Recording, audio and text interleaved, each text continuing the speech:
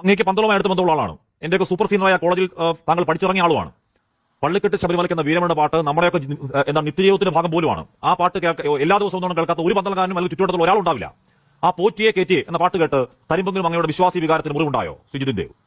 ഇതൊക്കെ വിളിച്ചു പറയാൻ ചില ആൾക്കാരുണ്ടോ എന്നുള്ള ആത്മാഭിമാനം മാത്രമാണ് ഹാഷ്മി അതൊക്കെ കേൾക്കുമ്പോൾ നമുക്ക് ഉണ്ടാവുന്നത്. എന്തായാലും ഈ പാട്ട് എഴുതിയൊരു BJP-കാരനല്ല, ഒരു കോൺഗ്രസ് അനുഭാവമുള്ള ഒരു മുസ്ലിം മതവിഭാഗത്തിൽപ്പെട്ട ഒരു സഹോദരനാണ്. നോക്കൂ, ഇവരുടെ ഈ കാപട്യം, ഇവരുടെ ഈ ന്യൂനപക്ഷ സ്നേഹം ഇവിടെയാണല്ലോ വെളിവായി വരുന്നത്. ദൈവമേ, ഇവര് ഇത്രയും കാലം പറഞ്ഞുകൊണ്ടിരുന്നതൊക്കെ എത്ര വിരുദ്ധമായിട്ടാണ്. ഒരു ചെറിയ പാരഡിക്കാരൻ, സ്വന്തമായിട്ട് വടിവാള് മുതൽ ബോംബ് വരെ സ്വന്തമായിട്ടുള്ള ഒരു പാർട്ടി ഊരിപ്പിടിച്ച വാളുകൾക്ക് നടന്ന ഒരു നേതാവ് മുഖ്യമന്ത്രിയായിട്ടിരിക്കുന്ന കാലത്താണ് ഒരു നാല് വരി പാരടിയെ പേടിച്ച് ഇമാതിരി കോപ്രായങ്ങൾ കാട്ടിക്കൊണ്ടിരിക്കുന്നത്. നാണോ മാനല്ലോ, തോറ്റമ്പെങ്കിൽ അതൊന്ന് സമ്മതിച്ചാൽ പോരെ.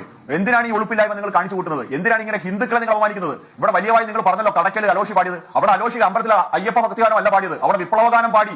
അതിന്റെ ബാക്കി ഫലം എന്താ? കടക്കല് ഇന്നേ വരെ മറ്റു പാർട്ടിക്ക് മെമ്പർമാരുണ്ടാവും സ്ഥലത്ത് BJP-യുടെ ഒരു മെമ്പർ ഉണ്ടായി കടക്കൽ പഞ്ചായത്തിൽ. അതിന്റെ റിസൾട്ട് അതാണ്. പിന്നെ അങ്ങ് പറഞ്ഞല്ലോ മതവികാരം വ്രണപ്പെട്ടു. ഏത് കമ്മ്യൂണിസ്റ്റുകാരുടെ മതവികാരം വ്രണപ്പെട്ടത് എന്നാണ് നിങ്ങൾക്ക് ഈ മതബോധമൊക്കെ ഉണ്ടായത്? ഇവിടെ അതിനകത്ത് എനിക്കൊരു അഭിപ്രായമുണ്ട്. അവിടെ അമ്മിമാരെ കയറ്റിയത് മാറ്റിയിട്ട് കനകദുർഗമാരുടെ പേരോട് പറഞ്ഞു തന്ന അഭിപ്രായം എനിക്ക് അതുള്ളൂ ആ പാട്ടിനകത്ത്. പിന്നെ പോറ്റിയെ കയറ്റിയത് നിങ്ങൾ നിങ്ങളുടെ വാദം.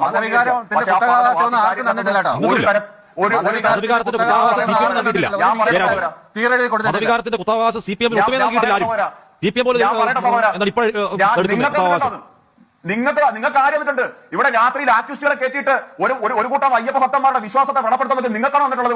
ഇവിടെ ഹിന്ദു ദേവതകളുടെ രൂപം നിങ്ങൾ നഗ്നചിത്രം വരച്ചു നോക്കുമ്പോൾ ഭാരതീയ സംസ്കാരത്തിന്റെ സ്രോതസ്സുകളായ പുരാണ ഇതിഹാസങ്ങളുടെ ക്ലാസിക്കൽ കലാസങ്കല്പം, ഇവിടെ ടീച്ചറുടെ പ്രഥമാധ്യാപകരുടെ കുഴിമാടം തീർക്കുമ്പോൾ ഇൻസ്റ്റലേഷൻ, കലാവിന്യാസം, ഇതല്ലേ നിങ്ങളുടെ ആവിഷ്കാര സ്വാതന്ത്ര്യം? ഈ ആവിഷ്കാര സ്വാതന്ത്ര്യമാണ് ഞങ്ങൾ അംഗീകരിക്കേണ്ടത്. ഇങ്ങനെ നിങ്ങൾ കാട്ടിക്കൂടുന്ന കോപ്രായങ്ങളാണ് ഞങ്ങൾ അംഗീകരിക്കേണ്ടത്. ആവിഷ്കാര സ്വാതന്ത്ര്യത്തിന്റെ പിണറായിയുടെ കാലത്ത് ശബരിമല വിമർശിക്കാതിരിക്കുന്ന കാലം വരെയാണ്.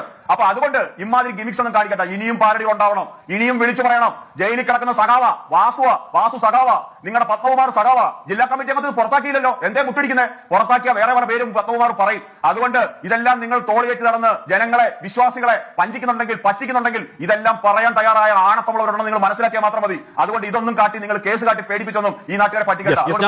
പാരടി എഴുതിയില്ലെങ്കിൽ പാരടി എഴുതാൻ തയ്യാറായിരിക്കുന്ന നൂറുകണക്കിന് ആൾക്കാർ വേറെ ഉണ്ടാവും ഹാഷ്മി.